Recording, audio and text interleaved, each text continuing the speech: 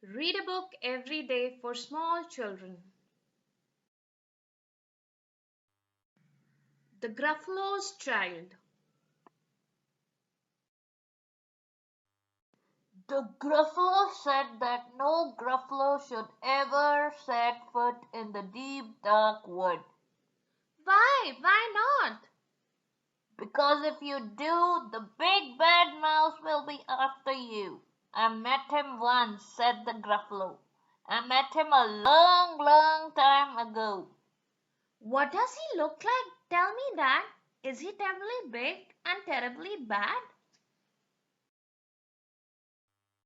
I can't quite remember, The Gruffalo said. Then he thought for a minute and scratched his head.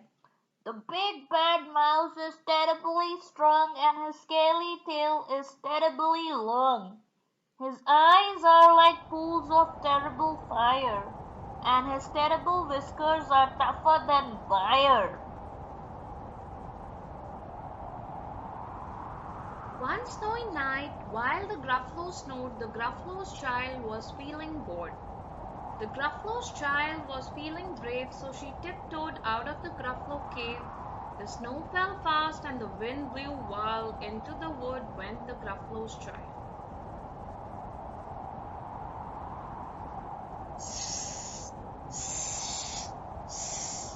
Ah! Oh! A trail in the snow? Whose is this trail and where does it go? A tail poked out of a log-piled house. Could this be the tail of the big bad mouse?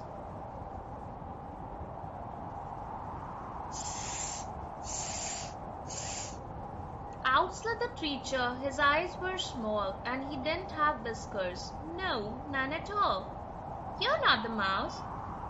Not I, said the snake. He's down by the lake eating Gruffalo cake. The snow fell fast and the wind blew wild. I am not scared, said the Gruffalo's child.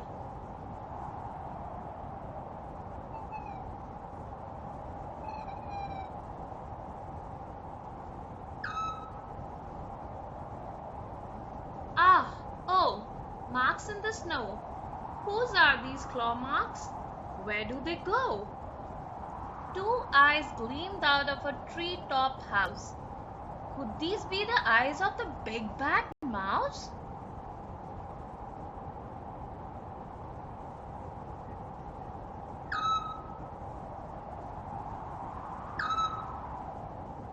Down flew the creature. His tail was short and he didn't have whiskers of any sort. You're not the mouse. Too-hoo! Not I, but he's somewhere nearby eating Gruffalo pie. The snow fell fast and the wind blew wild. I am not scared, said the Gruffalo's child.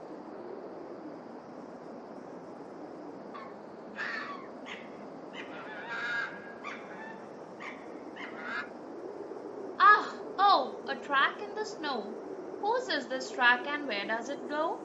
Whiskers at last, and an underground house. Could this be the home of the big bad mouse?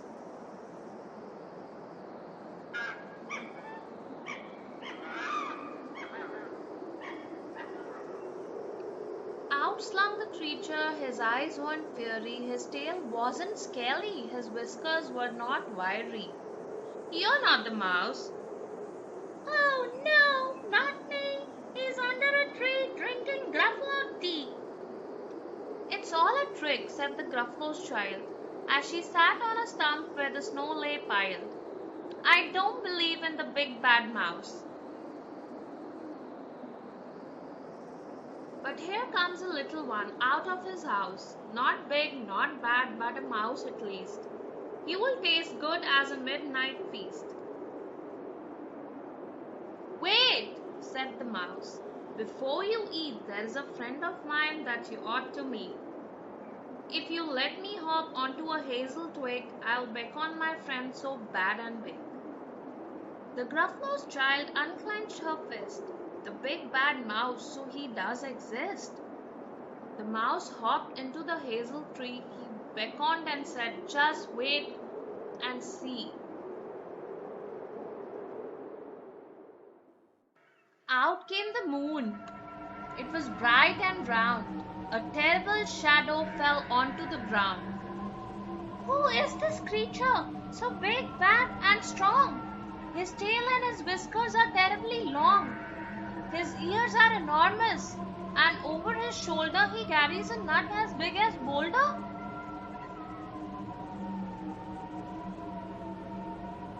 The big bad mouse! Yelled the Gruffalo's child. The mouse jumped down from the twig and smiled. Ah! Oh! Prints in the snow. Whose are these footprints? Where do they go? The footprints led to the Gruffalo cave, where the Gruffalo's child was a bit less brave. The Gruffalo's child was a bit less bored.